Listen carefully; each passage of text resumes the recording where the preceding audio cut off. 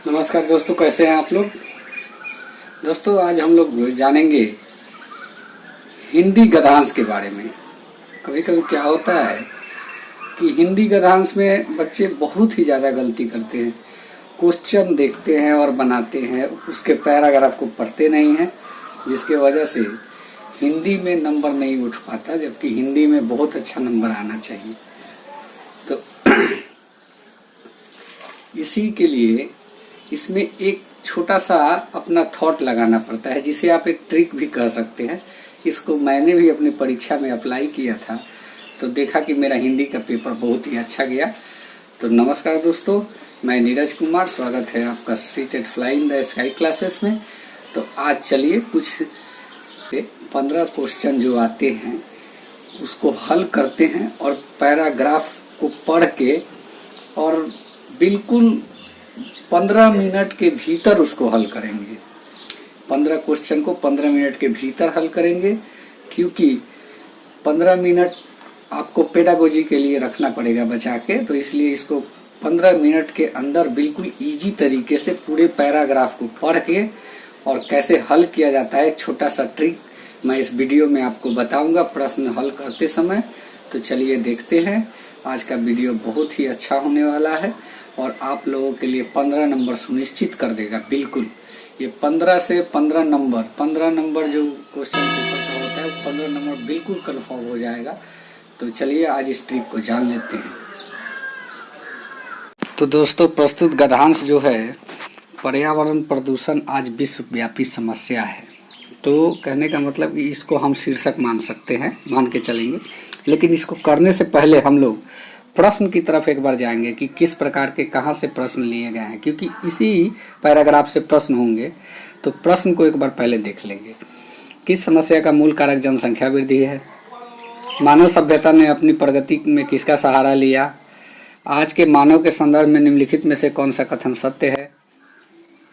मानव अपने किस स्वार्थ के लिए प्रकृति के विध्वंसक में लगा है?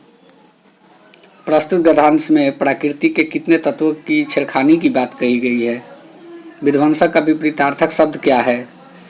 प्राकृतिक संसाधनों के दुरुपयोग में किसका नुकसान संभव है? उत्तरदायी कौन सा समास है? मुखदर्शनी शब्द का प्रयोग किसके लिए किया गया है? तो दोस्तों आप लोग टाइम देख लीजिए, ये हम लोग कितना देर में करने वाले हैं। 5 मिनट उधर और 10 मिनट इधर, 15 मिनट में ख़त्म हो जाएगा। तो अब चलिए पैराग्राफ को पढ़ते हैं। प्रदूषण, पर्यावरण प्रदूषण आज विश्वव्यापी समस्या है। वर्तमान एवं आने वाले दशकों में पृथ्वी की संपदा पर अधिक दबाव होगा। यहाँ पे एक प्रश्न बनता है, ये जो लाइन है ये प्रश्न बनाता है। ये लाइन, जनसंख्या की तीव्र गति से वृद्धि, प्रदूषण एवं उपलब्ध साधनों का अधिकतम प्रयोग, संपूर्ण शताब्दियों, इसका मतलब हुआ पूरे शताब्दी तक मनुष्य ने प्राकृतिक साधनों के साथ अपनी संगति को कायम रखा। मानवीय सभ्यता और प्राकृतिक वैभव की उगलबंदी चलती रही। मनुष्य तो प्रकृति का आराधक था। प्रकृति के अनुभव सौंदर्य का उसने सुख लिया। उसके छलकते स्नेह से अपने को अपलवित किया और उसके सुर में सुर मिलाकर जीवन संगीत की रचना की। तो दोस्तों इसमें जो प्रश्न है, एक प्रश्न आपको यहाँ से भी है। ये जो प्रश्न है, ये प्रश्न एक यहाँ से भी है, प्राकृतिक सौंदर्य का उसने सुख लिया। ये 2 नंबर प्रश्न में है।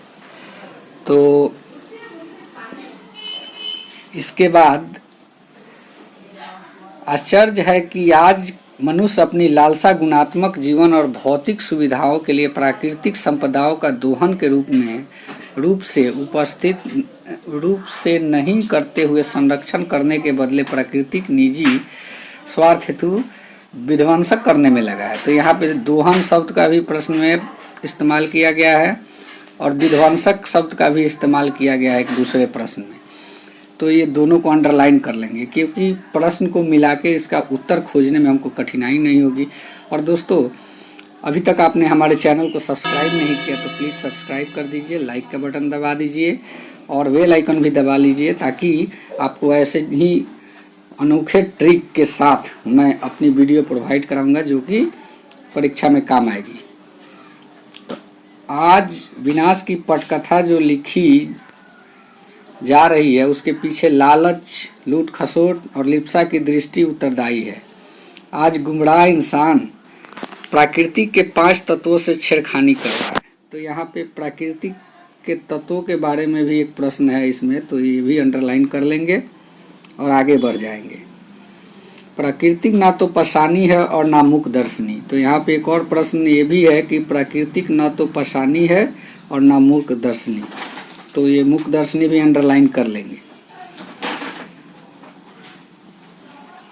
प्राकृतिक की तैयारियां या तेवर बता रहे हैं कि वह बदला लेने पर आमदा है।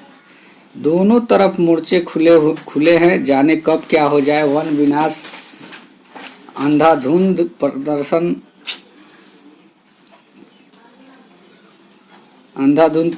संसाधनों का अनर्गल शोषण, नाभिकीय अस्त्रों की मूर्खतापूर्ण अंध दौड़ और औद्योगिक या प्रौद्योगिकी उन्नति के नाम पर प्राकृतिक के साथ प्राकृतिक से अधिक छेड़छाड़ एवं हवा, पानी और मिट्टी जैसे प्राकृतिक साधनों का दुरुपयोग मनुष्य जाति को ही नहीं संपूर्ण जड़ के विनाश के कगार पर खड़ा कर दिया है।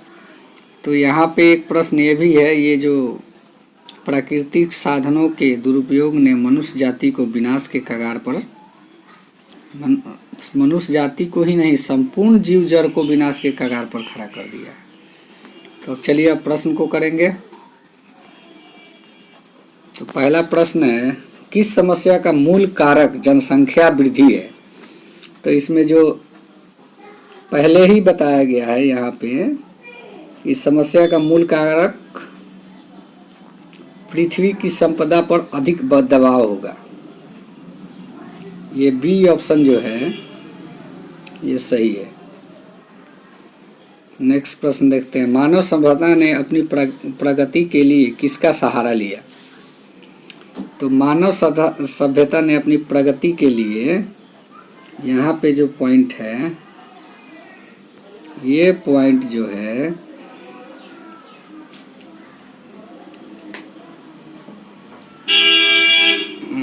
किधर गया,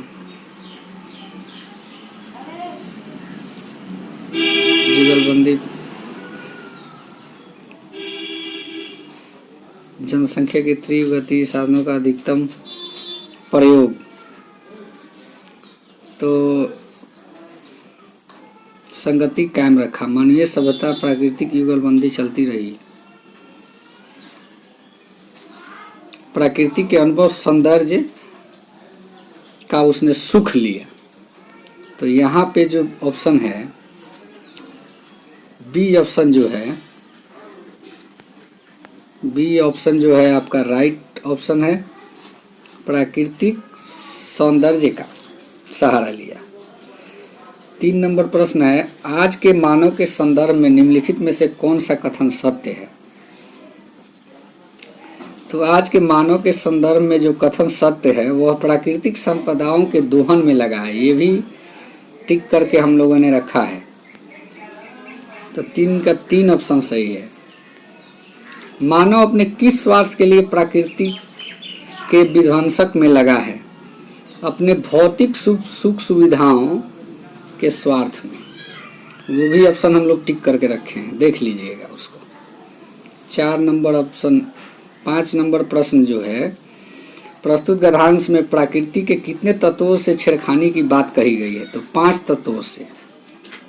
ये भी हम लोग टिक करके रखे हैं। विध्वंसक का विपरीतार्थक शब्द क्या होता है? तो विध्वंसक का विपरीतार्थक शब्द ये होगा, विध्वंसक मतलब होता है नष्ट करना। तो यहाँ पे पूछ रहा है कि इसका उल्टा, तो नष्ट करना का मतलब होगा बनाना, यानी कि निर्माण करना। तो इसका 6 का डी ऑप्शन सही होगा। 7, प्राकृतिक संसाधनों के दुरुपयोग से किसका नुकसान संभव है? संपूर्ण जीव जड़, यहाँ पे जड़ छूट गया है, ये लास्ट में हम लोग टिक किए थे। 7 का डी ऑप्शन सही है, संपूर्ण जीव जड़। 8 नंबर प्रश्न, उत्तरदायी कौन सा समास है? तत्पुरुष समास है। दोस्तों यहाँ पे एक बात बनती है, आप लोग अगर व्याकरण समास के बारे में नहीं जानते तो नीचे कमेंट बॉक्स में अगर कमेंट करके बताइएगा तो समास, पूरे समास के जितने भी भेद है सबके बारे में एक वीडियो बना दी जाएगी। वो वीडियो थोड़ी लंबी होगी, आधे घंटे की होगी, लेकिन उससे आपका क्लियर हो जाएगा समास पूरा। चलिए नेक्स्ट प्रश्न जो है, मुखदर्शनी शब्द का प्रयोग किसके लिए किया गया है? तो ये लास्ट में हम लोग को मिला था मुखदर्शनी, ये प्राकृतिक के लिए, यानी कि 9 का सी। तो आज के वीडियो में इतना ही, और अच्छा लगा हो तो चैनल को सब्सक्राइब कर दीजिए, लाइक का बटन दबाइए और बेल आइकन भी दबाइए। और कोई भी त्रुटि है, कहीं भी दिक्कत महसूस होती है तो नीचे कमेंट बॉक्स में लिख के बताएं, उसका समाधान किया जाएगा। तो चलिए।